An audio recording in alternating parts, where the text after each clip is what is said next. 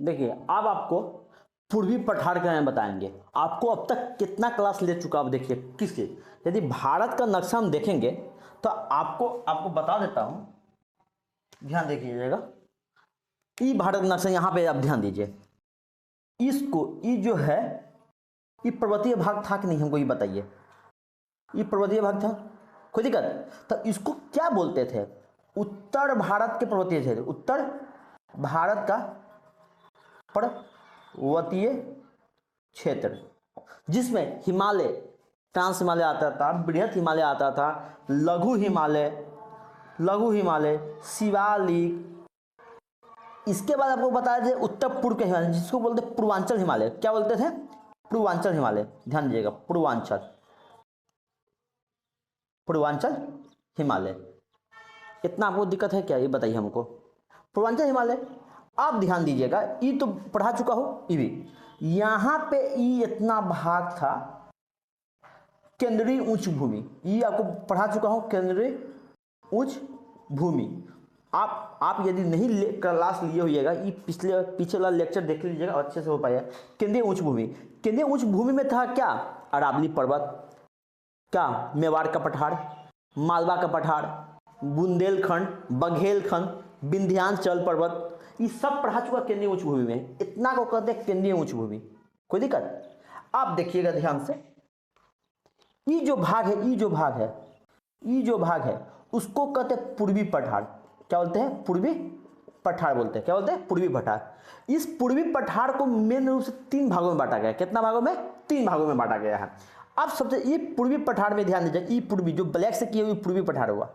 पूर्वी पठार में इतना को बोलते हैं छोटा नागपुर पठार। क्या बोलते हैं? छोटा नागपुर पठार। इसको कहते हैं, ये देखिए यहाँ पर हम लिख लीजिए, छोटा नागपुर का पठार, छोटा नागपुर। इसको कहते हैं छत्तीसगढ़ बेसिन, छत्तीसगढ़ बेसिन बोलते हैं। कोई दिक्कत? जितना ये बचा उसको कहते हैं दंडकारण्य का पठार। समझ में आया? कोई दिक्कत? इतना आपको समझ में आया कि नहीं, हमको ये बताइए। पूर्वी पठार ये हुआ, केंद्रीय उच्च भूमि या हुआ, पर्वतीय भाग या हुआ। आपको अभी तक 2 लेक्चर ले चुका, 2 नहीं, 2 लेक्चर के बहुत पार्ट है, तो मेन रूप से 2 ही लेक्चर है ना, कहने का मतलब उत्तर भारत पर्वतीय क्षेत्र और केंद्रीय उच्च भूमि। अब यहाँ पे देखिए पूर्वी पठार में ध्यान दीजिएगा। चलिए इसको हम थोड़ा सा क्लीन कर देता हूँ, मेरे पास स्पेस होना चाहिए। आप देखिए ध्यान से, आपको बोलेगा, आज आपको बोलेगा, ये बताइए छोटा नागपुर का पठार का विस्तार कहाँ, मतलब छोटा नागपुर का पठार कहाँ पाया जाता है, मतलब कहाँ मिलता है, आपको कहाँ दिखिएगा ये बताइए। तो आप कहाँ देखिएगा बताइए? बिहार में देखिएगा, ध्यान दीजिएगा, ये बिहार में नीचे वाला भाग में बिहार, ये पश्चिम बंगाल, झारखंड। देखिए इसको क्या कहते हैं? छत्तीसगढ़। हम यहाँ पर लिख भी दिया हूँ, कोई दिक्कत? इसको छत्तीसगढ़, ये भाग में, ये पूरा छत्तीसगढ़ में नहीं है, ये पूरा उड़ीसा में नहीं है, इतना। तो कहने का मतलब इतना भाग को क्या बोलते हैं? इतना भाग को बोलते हैं छोटा नागपुर का पठार। समझ में आया? छोटा नागपुर का पठार, आप समझिए, हो गया। हम पहले यही लेके चलते हैं, ये अभी पहले समझिए, इसके बाद आपको कुछ और बताते हैं। छोटा नागपुर के पठार को मेन रूप से 3 भागों में बांटा गया। कितना भागों में? 3 भागों में।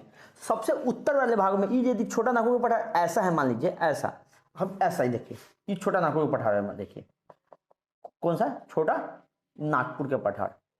छोटा नागपुर के पठार के उत्तरी भागों को हजारीबाग का पठार बोलते हैं। समझ में आया? ये जो छोटा नागपुर का पठार तो ये पूरा हुआ ना, उसको उत्तरी भाग को क्या बोलते हैं? हजारीबाग का पठार। उसको दक्षिणी भाग को क्या बोलते हैं? रांची का पठार। और इसको उत्तर पूर्व, इसको ई नॉर्थ भाग हो गया, ध्यान दीजिएगा, वो हो गया साउथ भाग, और उसको कहते उत्तर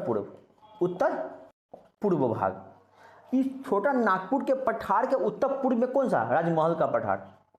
ये आपको समझ में आया कि नहीं? तो ये बताइए छोटा नागपुर का पठार कितना भागों में बांटा गया है? 3 भागों में। रांची का पठार, हजारीबाग का पठार, राजमहल का पठार।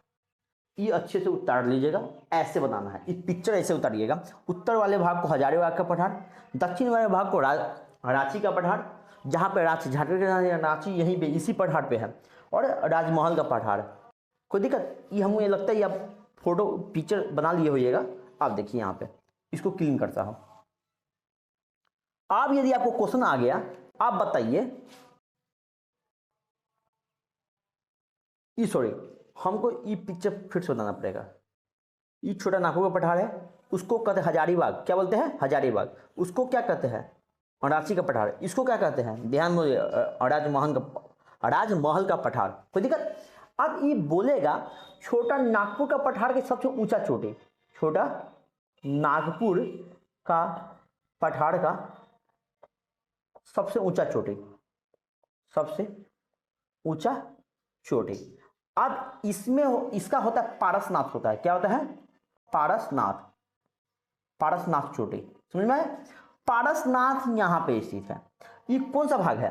ये जो भाग है, ये कौन सा भाग है बताइए? हजारीबाग का, हजारीबाग है कि नहीं भाई? हजारीबाग। कोई दिक्कत? हजारीबाग में ही कौन सा स्थित है? पारसनाथ। ये क्या है? पारसनाथ। इस समझ में आया कि नहीं होगा ये बताइए? ये आपको अच्छे से समझ में आ गया होगा, हमें विश्वास है ये अच्छे से आपको आ ही चुका होगा समझ में, कोई दिक्कत नहीं। अब इसको देखिए, अब इस छोटा नागपुर का पठार से दो नदी जाती है, मुख्य रूप से दो नदी इंपोर्टेंट है। क्यों? आपको जब विद्युत पढ़ाएंगे, जल विद्युत परियोजना, तो उसमें भी इंपोर्टेंस है, या कोई बिजली पैदा होता है, जल विद्युत के द्वारा बिजली पैदा किया जाता है, उसमें भी इंपोर्टेंट है। आप देखिए, छोटा नागपुर के पठार का ये लिख लिए होइएगा, इंपोर्टेंट नदी। कौन सा नदी? इंपोर्टेंट नदी। आप सबसे पहले समझिए, स्वर्ण रेखा नदी, स्वर्ण रेखा नदी। और सेकेंड में होता है दामोदर नदी, दामोदर नदी। कोई दिक्कत? ये स्वर्ण रेखा नदी कहां से जाती है? ये दामोदर नदी कहां से जाती है? ये आपको हम पहले बताए थे। ये बताइए, जब आपको आगे पढ़ाएंगे गंगा, मतलब गंगा नदी के बारे में बताएंगे, तो गंगा नदी उत्तराखंड के गंगोत्री से निकलकर उत्तराखंड, यूपी, उत्तर प्रदेश, बिहार, झारखंड और पश्चिम बंगाल में ऐसे चल जाती है, पश्चिम बंगाल, बांग्लादेश में चली जाती है। कोई दिक्कत? ये है गंगा नदी, गंगा नदी। तो गंगा नदी यहाँ पे ये फरक्का बैराज है। क्या है? फरक्का। गंगा नदी पे ही फरक्का बैराज बना दिया गया है। क्या बना दिया? फरक्का बैराज। ये ध्यान दीजिएगा, फरक्का आपको पढ़ाएंगे, टोटल बताएंगे अच्छे से। फरक्का बैराज, फरक्का बैराज देंगे। फरक्का बैराज से ही जो है ना गंगा नदी दो भागों में टूट जाती है, दो भागों में बढ़ जाती है। ये चली जाती है बांग्लादेश में, जो बंगाल की खाड़ी। ये कहाँ चली जाती है? ये जो मुख्य धारा है, ये बांग्लादेश में चली जाती है। समझ में आया? ये बांग्लादेश में ना, यहां से ब्रह्मपुत्र नदी आके मिल जाती है। इसी ब्रह्मपुत्र गंगा का मिलन बिंदु को पद्मा नदी बोलते हैं ना, बोल रहे नहीं? पद्मा नदी। इसी पद्मा नदी में यदि आगे या मेघना नदी मिल जाती है, उसको, इस नदी को क्या बोलते हैं? मेघना नदी। आगे एक नदी बराक नदी मिल जाती है, उस नदी को क्या बोलते हैं? बराक नदी। इस पूरा को क्या बोलते हैं? बराक नदी। आप समझिए, ये जो टूटा उसको कहते हैं हुगली नदी। क्या बोलते हैं? हुगली नदी बोलते हैं। समझ में आया? आप समझिएगा, ध्यान से समझिएगा। ये गंगा नदी का ही भाग हुगली नदी है कि नहीं बताइए? गंगा नदी फरक्का बैराज के दो भागों में टूट जाती है, हुगली नदी और मुख्य नदी गंगा नदी का। हुगली नदी में ही ये जो छोटा नागपुर का पठार से जो दामोदर नदी जो निकलती है, ये नदी जाकर कहाँ मिल जाती है? कि कहाँ मिल जाती है? हुगली नदी में। ये कौन सा नदी है? दामोदर नदी। इस समझ में आया कि नहीं हमको ये बताइए पहले।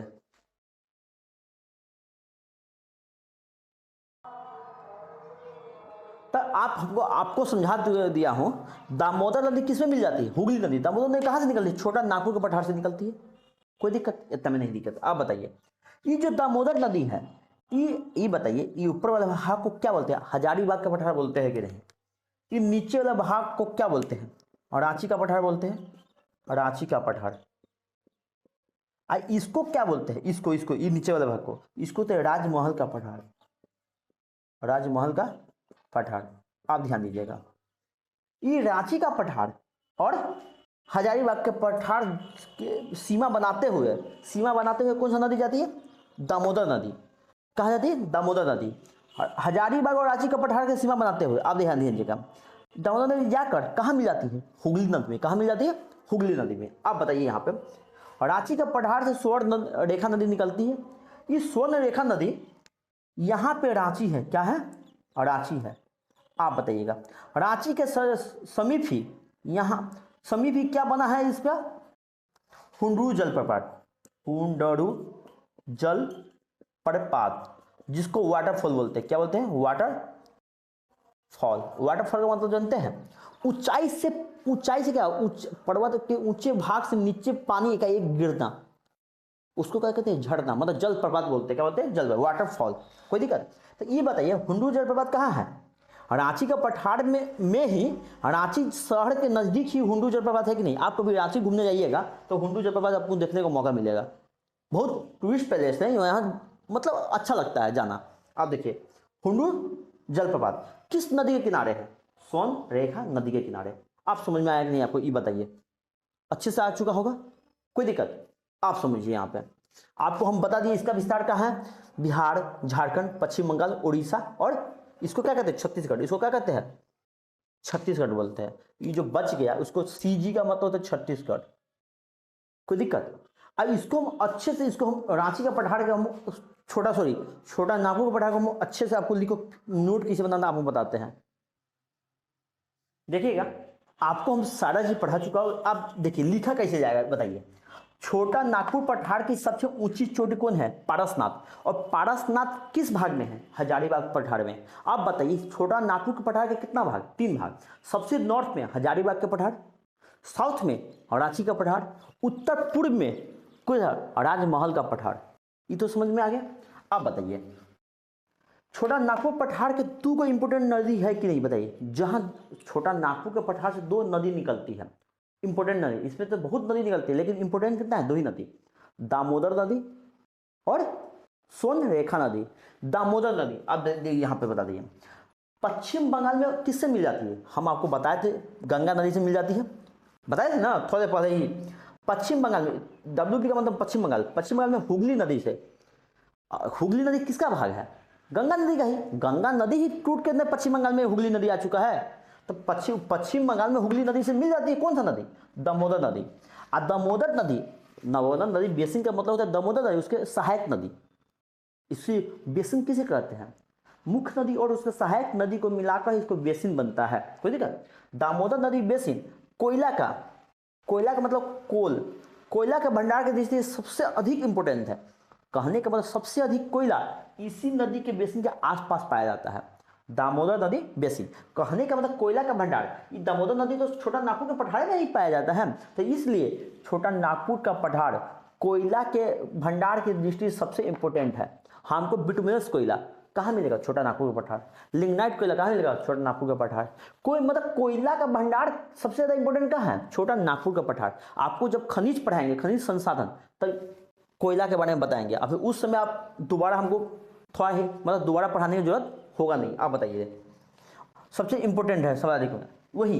ये बताइए दामोदर नदी बेसिन को कोयला के भंडार के लिए सबसे इंपॉर्टेंट है। इस कारण से भारत का रूढ़ प्रदेश कहा जाता है किसको, छोटा नागपुर के पठार को। किस बेसिन को, दामोदर नदी बेसिन को भारत का रूढ़ प्रदेश भी कहा जाता है। समझ में आया, ये हम लिख दिया हो, ऐसे ही नोट बनाइएगा। आप बताइए अगला नदी, छोटा नागपुर के पठार से 2 इंपोर्टेंट नदी निकलती। पहला दामोदर नदी हम पढ़ा चुके हैं। सेकंड में स्वर्ण रेखा नदी। स्वर्ण रेखा नदी कहाँ, ये बताइए। स्वर्ण रेखा नदी तो निकलती है रांची के पठार से, रांची के पठार से निकलती है कि नहीं बताइए। तो ये बताइए रांची के पठार से निकलती है, और रांची के पठार के मतलब कहने का मतलब रांची के समीप, झारखंड का राजधानी रांची है, रांची के समीप इस नदी पर रांची में ही हुंडरू जलप्रपात। कौन सा जलप्रपात, ये पूछता है एग्जाम में, ध्यान दीजिएगा। आप यदि क्वेश्चन आ गया हुंडरू जलप्रपात है, हुंडरू वाटरफॉल कहाँ है, छोटा नागपुर के पठार में। हुंडरू जलप्रपात किस नदी पे है, स्वर्ण रेखा नदी पे है। इतना समझ में आया कि नहीं, इसको अच्छे से नोट डाउन कीजिए, वीडियो को पॉज कीजिए, इसको नोट डाउन कर लीजिए पहले। देखिएगा अगला आपको एक चीज और, ये जो एग्जाम में पूछा हुआ क्वेश्चन है, डालमा हिल। डालमा हिल क्या है, एक ज्वालामुखी पर्वत है। क्या है, पर्वत है। यहाँ ज्वालामुखी का उत्खनन हुआ था, क्या, डालमा हिल में। अब बताइए डालमा हिल कहाँ है, छोटा नागपुर के पठार में है। छोटा नागपुर के पठार में कहाँ है, राजमहल के पर्वतीय क्षेत्र में स्थित है। कहाँ, ये बताइए छोटा नागपुर का कितना भाग है, 3 भाग। हजारीबाग का पठार, रांची का पठार और राजमहल का पठार। राजमहल पर्वतीय क्षेत्र में कौन सा स्थित है, डालमा हिल। आप बताइए एक चीज आपको पढ़ाए हुए थोड़े पहले, पारसनाथ। पारसनाथ क्या है, पारसनाथ, छोटा नागपुर पठार की सबसे ऊंची चोटी है कि नहीं है? पारसनाथ हजारीबाग पठार में स्थित है कि नहीं? कोई दिक्कत? चलिए ये आपको है। डालमा हिल कहाँ है? राजमहल पहाड़ पर्वतीय क्षेत्र में है, ये भी आप जान गए। डालमा हिल क्या है? एक ये जो पर्वतीय भाग है ये पूरा पैदुपीय भारत में है। ये जो पर्वतीय, ये तो पूरा मिला के ना है, तो इसमें सिर्फ एक ही ज्वालामुखी पर्वत है। कौन सा? डालमा हिल। हम इसलिए लिख दिए पैदुपीय भारतीय पठार का एकमात्र, मतलब ओनली वन ज्वालामुखी पर्वत है। ये पूरा पर्वतीय क्षेत्र में कोई भी ज्वालामुखी पर्वत नहीं है, सिर्फ कौन है? क्या है? डालमा हिल। आपको जब अंडमान निकोबार द्वीप समूह पढ़ाएंगे उसमें पढ़ाएंगे आपको बड़ेल द्वीप, इस पे एक अति है ज्वालामुखी है, वो भी पढ़ाएंगे। लेकिन इसमें सिर्फ लास्ट ज्वालामुखी है, देखिएगा एक ही मात्र ज्वालामुखी है। कौन सा? डालमा हिल। डालमा हिल क्या है? ज्वालामुखी पर्वत है। ये अब अच्छे से आप जान गए होइएगा, कोई दिक्कत? चलिए हम आपको छत्तीसगढ़ बेसिन के बारे में पढ़ाएंगे। छत्तीसगढ़ बेसिन कहाँ मिलता है बताइए? छत्तीसगढ़ और ओडिशा में। देखिए आप पढ़ाते हैं आपको छत्तीसगढ़ बेसिन। छत्तीसगढ़ बेसिन का मतलब होता है छत्तीसगढ़ और उड़ीसा। ये छत्तीसगढ़ बेसिन सिर्फ नाम है, मतलब ये नाम क्या बोले, छत्तीसगढ़ में नहीं है। ये बेसिन यहाँ है, देखिए ध्यान से, हम इसको ब्लू से बना देता हूँ, ध्यान दीजिएगा। यहाँ है ये बेसिन। कोई दिक्कत? छत्तीसगढ़ कहाँ पे? उड़ीसा में। आप बताइए, आप एक चीज बताइएगा ध्यान से, छत्तीसगढ़ बेसिन से होकर यहाँ से एक नदी गुजरती है, महानदी। कहाँ गुजरती है? हम लिख दिए हैं क्या होकर? कौन सा है? महानदी। इसको क्लीन कर देता हूँ। ये नदी कौन सा है? महानदी है, महानदी। आप ध्यान दीजिएगा, सबसे ऊपर आपको बताए थे, इसको क्लीन कर देता हूँ। ये छोटा नागपुर का पठार हुआ। छोटे नागपुर के पठार में यहाँ पे आपको बताए थे पश्चिम बंगाल में एक है, ये क्या है? ये कौन सा नदी? दामोदर नदी। कौन सा नदी? दामोदर नदी। दामोदर नदी किस में मिल जाती है? हुगली नदी में। ये बताइए, ये गंगा नदी यहाँ पे, ये गंगा नदी ऐसे गुजर जाती है, ऐसे ऐसे आगे एगो यहाँ पे टूट जाती है, ये है हुगली नदी। क्या है? हुगली नदी। ये चेक कर देते हैं और इसको डी कर देते हैं। दामोदर नदी किस में मिल जाती है? हुगली नदी में। आप बताइए, एक रांची के पठार से एक नदी निकलती है, उसको स्वर्ण रेखा नदी बोलते हैं। क्या बोलते हैं? स्वर्ण। आपको थोड़ा पहले ही पढ़ाया था, क्या? स्वर्ण रेखा नदी। जिसके स्वर्ण रेखा नदी पे ही कौन सा जलप्रपात है? हुडुरु जलप्रपात है। कहाँ पे? रांची के समीप है। ये हो गया। थर्ड में नीचे जस्ट देखिए, यहाँ पे, यहाँ छत्तीसगढ़ बेसिन हुआ, इससे होगा कौन सा नदी प्रभावित होती है? महानदी। कौन सा नदी प्रभावित होती है? महानदी। इतना समझ में आएगा नहीं? अब यही चीज, महान नदी बेसिन भी कोयला के भंडार से इंपोर्टेंट क्षेत्र है, लेकिन सबसे ज्यादा इंपोर्टेंट जो कौन है? दामोदर नदी बेसिन। तो यहाँ पे भी कोयला पाया जाता है छत्तीसगढ़ बेसिन में। आपको जगह भी बताएंगे कौन कौन जगह, जब हमको खनिज पढ़ाने दीजिए तब आपको बताते हैं। इतना समझ में आएगा नहीं होगा? ये बताइए, महानदी कहाँ से गुजरती है? छत्तीसगढ़ बेसिन से गुजरती है। छत्तीसगढ़ बेसिन कहाँ है? उड़ीसा और छत्तीसगढ़ में है। कोई दिक्कत? महानदी भी कोयला का भंडार की दृष्टि से महत्वपूर्ण क्षेत्र है। इसको अच्छे से नोट डाउन कर लीजिएगा। आप देखिए, अब ये आपको छत्तीसगढ़ बेसिन पढ़ा दिए। आप पढ़ना है दंडकारण्य का पठार। दंडकारण्य का पठार कहाँ है? ये आप पहले बताइए। दंडकारण्य का पठार उड़ीसा, आंध्र प्रदेश, तेलंगाना, छत्तीसगढ़, महाराष्ट्र। मतलब ये पूरा भाग में नहीं, इतना नॉर्मल भाग में जो बगल में है वही। ये पूरा भाग किसको कहते हैं? इस पूरा भाग को बोलते हैं दंडकारण्य का पठार। कौन सा पठार? दंडकारण्य का पठार। आपको दिखाई दे रहा है, देखिए इधर, दंडकारण्य का पठार। इस समझ में आएगा नहीं? कहाँ कहाँ है? आपको लिख भी दिए है। ओ का मतलब उड़ीसा, एपी का मतलब आंध्र प्रदेश, टीजी का मतलब तेलंगाना, सीजी का मतलब छत्तीसगढ़, एमएच का मतलब महाराष्ट्र। इतना में दंड। आप देखिए, पूर्वी पठार का कितना भाग? ये जो हमको पूर्वी पठार लिखना है, तो पूर्वी पठार का कितना भाग? 3 भाग। छोटा नागपुर का पठार, छत्तीसगढ़ बेसिन, और कौन सा? दंडकारण्य पठार। और दंडकारण्य पठार क्या इंपोर्टेंस है? आप देखिए, दंडकारण्य पठार में एक ही है इंपोर्टेंस है, इससे इंद्रावती नदी प्रभावित होती है। कौन सा? इंद्रावती नदी। हम लिख दिए इंद्रावती नदी, इंद्रावती नदी, इंद्रावती नदी। आप देखिए, ये नदी क्या है? किसका है बताइए? ये गोदावरी नदी का सहायक नदी है। गोदावरी नदी के सहायक नदी है। ध्यान दीजिएगा, किसका सहायक नदी? गोदावरी नदी के सहायक नदी है। समझ में आएगा नहीं हमको? ये बताइए, कोई दिक्कत? कोई दिक्कत तो आपको होगा नहीं। आप देखिए ध्यान से, अब हमको पूर्वी पठार पूरा आपको पढ़ा चुका हूं। पूर्वी पठार में आपको क्या बताया था, ये बताइए पहले। छोटा नागपुर का पठार का 3 भाग, सबसे नॉर्थ में हजारीबाग का पठार, साउथ में अरांची का पठार, उत्तर पूर्व में राजमहल का पठार, ये बता दिए थे। छोटा नागपुर के पठार से 2 नदी इंपोर्टेंट नदी निकलती है, हम बता देते हैं यहाँ पे लिख दिया। यहां से एक कौन सा नदी, 2 नदी, एक है दामोदर नदी, दामोदर नदी, अगला है सोन और एक है नदी। अब नदी का इंपोर्टेंस क्यों है, नदी जहां रहता है वहां पूछता ही है क्वेश्चन।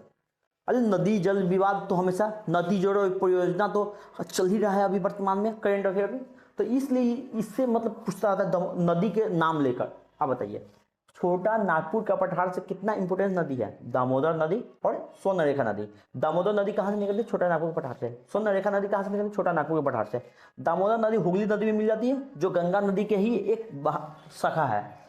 स्वर्णरेखा नदी के नजदीक, मतलब स्वर्णरेखा नदी पर रांची के नजदीक हुंडू जलप्रपात है, ये तो पढ़ा दिया हूँ। आप देखिए छत्तीसगढ़ में कौन सा नदी है, महानदी है। कौन सा, महानदी। महानदी छत्तीसगढ़ बेसिन से होकर प्रभावित बहती है कि नहीं, जो बंगाल की खाड़ी में गिर जाती है, कोई दिक्कत। ये जो महानदी भी कोयला का भंडार की दृष्टि से इंपोर्टेंट है कि नहीं। ये जो कोयला, ये दामोदर नदी बेसिन, ये भी कोयला, यहाँ भी कोयला पाया जाता है कि नहीं, यहाँ भी कोयला, महानदी में भी कोयला पाया जाता है, कोयला। समझ में आया कि नहीं, पहले ये बताइए।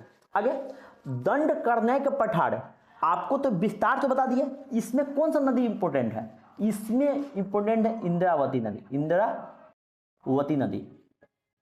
और जो कौन सा, ये जो इंद्रावती नदी है, ये गोदावरी नदी के सहायक नदी है, ये सहायक नदी है। समझ में आया। तो इतना अच्छे से पूर्वी पठार के बारे में पढ़िए अच्छे से, कोई दिक्कत। चलिए, जय हिंद।